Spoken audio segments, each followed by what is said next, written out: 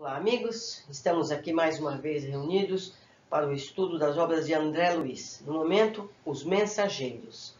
Hoje vamos ver o capítulo 26. Ouvindo os servidores. Notei que o trabalho no posto se desenvolvia em ambiente da mais bela camaradagem, não obstante o respeito natural às noções de hierarquia. Enquanto palestrávamos animadamente, Ismália recebia servidoras numerosas, em atitude verdadeiramente maternal.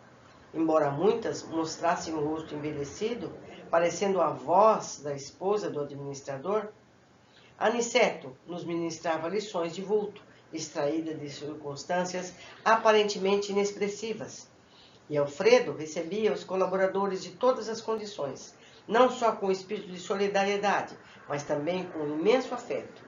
Ria-se carinhosamente ou fornecia pareceres sem o mínimo gesto de impaciência ou irritação. Aquele clima de concórdia fazia-me enorme bem. Tudo respirava ordem e compreensão, bondade e harmonia. A atitude paterna do administrador do posto de socorro, expressa em energia e amizade, organização e entendimento, atraía-me com força.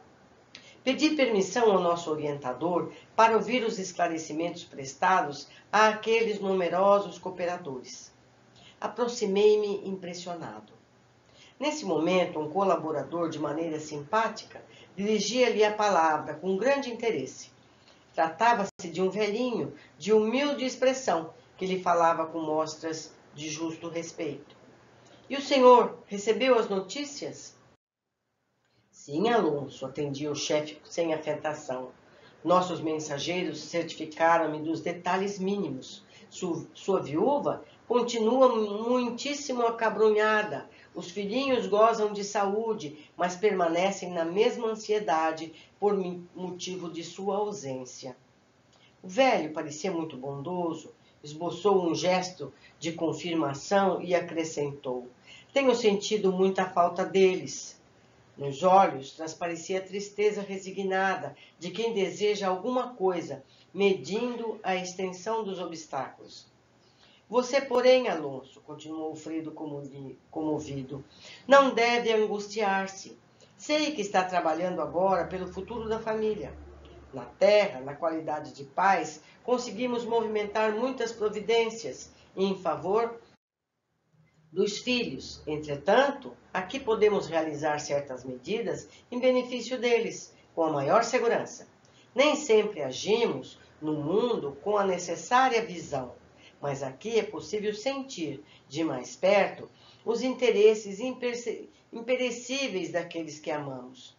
O sentimento elevado é sempre um caminho reto para a nossa alma. Todavia, não podemos dizer o mesmo a respeito do sentimentalismo cultivado no círculo da crosta. É preciso que você tenha muito cuidado em não desorganizar a mente. A saudade que fere, impedindo-nos atender à vontade divina, não é louvável nem útil. É enfermidade do coração, precipitando-nos nos abismos insondáveis do pensamento. Alonso deixou de sorrir, mostrou os olhos rasos d'água e falou em voz súplice. Reconheço, Sr. Alfredo, a oportunidade de suas observações. Graças a Jesus, tenho melhorado minha vida mental, nos deveres novos que me concedeu. E, de fato, sinto-me renovado espiritualmente. Sei que sua palavra não me advertiria sem razão, mas ousaria pedir licença para visitar a esposa e os filhos. À noite, quando me concentro nas preces habituais, sinto em torno de mim os seus pensamentos. Esses pensamentos me penetram fundo, atraindo-me toda a atenção para a terra. Às vezes, consigo repousar um pouco, mas com muita dificuldade. Sei que a esposa e os filhos estão chamando dolorosamente por mim. Essa certeza me perturba de algum modo. Não tenho sentido a mesma firmeza para o trabalho diário e desejaria remediar a situação. Reconheço que minhas obrigações, presentemente, são outras e que devo estar conformado. No entanto, Confesso que a minha luta espiritual tem sido bem grande. Estou certo de que me perdoará a fraqueza. Que chefe de família não se sentiria atormentado, ouvindo angustiosos apelos do lar, sem meios de atender, como se faz dispensável? E, revelando enorme anseio da alma, enxugou os olhos e prosseguiu.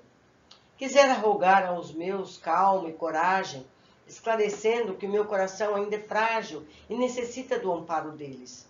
Estimaria pedir-lhe esse auxílio para que eu possa atender às atuais obrigações, sem desfalecimentos. Quem sabe me concederá agora a permissão precisa? Temos bem perto de nossa casa um grupo de amigos espíritas. Talvez não me fosse difícil transmitir algumas palavras breves que fossem tentando tranquilizar a esposa e os filhos. Alfredo, imperturbável, não respondeu negativamente. Parecia compreender toda a inquietação do servidor simpático e humilde. Observei-lhe, no olhar muito lúcido, o desejo sincero de atender e, com extrema simpatia por sua conduta generosa, ouvi-o ponderar. Não será possível satisfazê-lo, meu caro Alonso. Nossos emissários poderão conduzi-lo nas viagens comuns. Entretanto, creia que, como um amigo, ficaria preocupado com você pela manutenção da sua paz. Não posso abusar da autoridade e sei que cada um tem a experiência que lhe cabe, mas creio seja de meu vital interesse o fortalecimento do coração. É imprescindível conformarmos-nos com os desígnios do Eterno.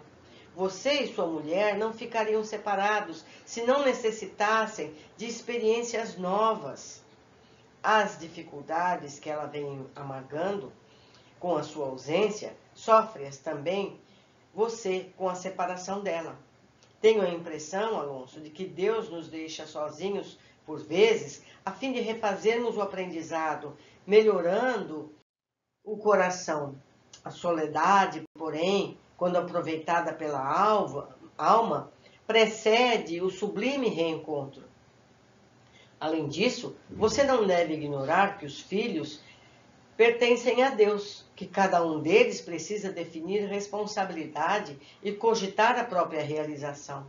No entanto, vivem chorosos, desalentados. A revolta lhes visita a alma invigilante. Estabeleceu-se a desordem doméstica depois de sua vinda. Entretanto, que fazer se não pedir para eles e para nós a bênção do Eterno? Precisam eles da conformação com a realidade justa, e você já lhes deu o que lhe era razoável. Necessita igualmente envolver e aperfeiçoar-se na senda nova a que fomos chamados. Em que ficaria, meu caro, se permitisse a invasão total do sentimentalismo doentio em seu pensamento? Tão dedicado é você à família do sangue, que por agora não o sinto com bastante preparo a tudo ver no antigo lar, sem sofrer desastrosamente. Há tempos autorizei a visita de 2 colegas nossos à espera da crosta, a fim de reverem as viúvas e abraçarem de novo os filhinhos. Mas foram tão violentamente surpreendidos pela situação que não puderam voltar aos seus deveres aqui, lá ficando agarrados a um ninho que haviam abandonado. Não vigiaram o coração convenientemente, ouviram em demasia o pranto dos familiares terrestres, envolveram-se nos pesados fluidos do clima doméstico. E, passada a semana de licença, não conseguiram erguer-se para o regresso. Estavam como pássaros aprisionados pelo visgo das tentações. Os encarregados do noticiário particular voltaram ao posto sem eles, com grande surpresa para mim. Francamente, não sei quanto poderão reassumir as funções que lhe cabem. O prejuízo de ambos é muito grande. Depois de pequena pausa, Alfredo relatou. Os voos de grande altura pedem asas fortes. Alonso, que ouvia de olhos carregados, considerou resignado. Desisto do pedido. O senhor tem razão. O administrador abraçou-o e murmurou. Deus ilumine o seu entendimento. Admiradíssimo, reparei que os outros colaboradores se aproximavam, rogando esclarecimentos, pareceres, edificando-me no exemplo do administrador que respondia em voz firme e afetuosa, demonstrando interesse de irmão. Essa lição tem detalhes importantíssimos para o nosso viver constante. Vamos ver as observações que eu fiz nessa época. A rogativa de Alonso traz várias observações. Primeiro, que ele, em pensamento, se conecta com os pensamentos da família, que não está conformada com a separação entre eles. É importante que os familiares que ficam encarnados colaborem com o equilíbrio dos que partiram para o outro lado da vida. Constantes questionamentos e cobranças entravam o equilíbrio e o desenvolvimento e geram sofrimentos desnecessários. Depois, a explicação de Alfredo, as razões de não permitir que Alonso vá à crosta fazer a mensagem psicografada aos familiares. Isso nos esclarece em que essas comunicações são mais complexas do que imaginamos. Nem sempre é oportuno e muitas vezes pode gerar mais dificuldades do que consolo. Os que ficam precisam entender que o processo de separação é necessário para o desenvolvimento de cada um. Dependências físicas ou espirituais sempre dificultam o aprimoramento. Relacionamentos familiares com excessiva dependência entravam o crescimento espiritual.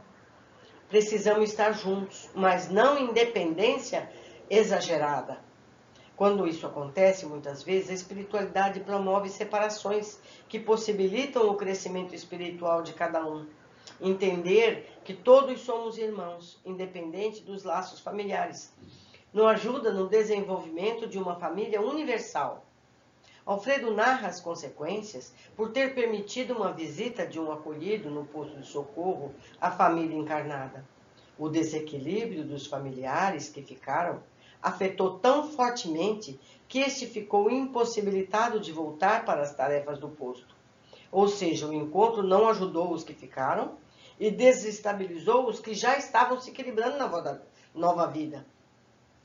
Isso nos mostra ainda a importância de vivermos em família com responsabilidades individuais.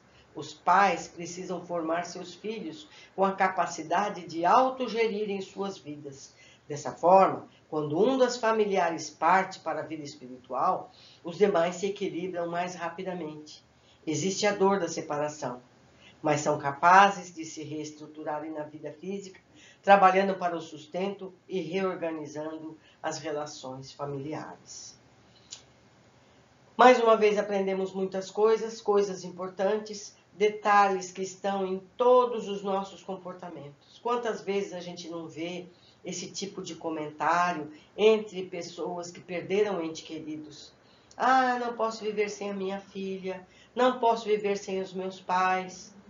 Como isso? A necessidade de autodesenvolvimento é importantíssima. Que ela ocorra enquanto estamos caminhando juntos. Dessa forma é mais fácil. Precisamos nos preparar para as separações dessa natureza, pois elas são inevitáveis. Um abraço a todos. Fico aguardando o comentário de vocês ansiosamente. Um abraço.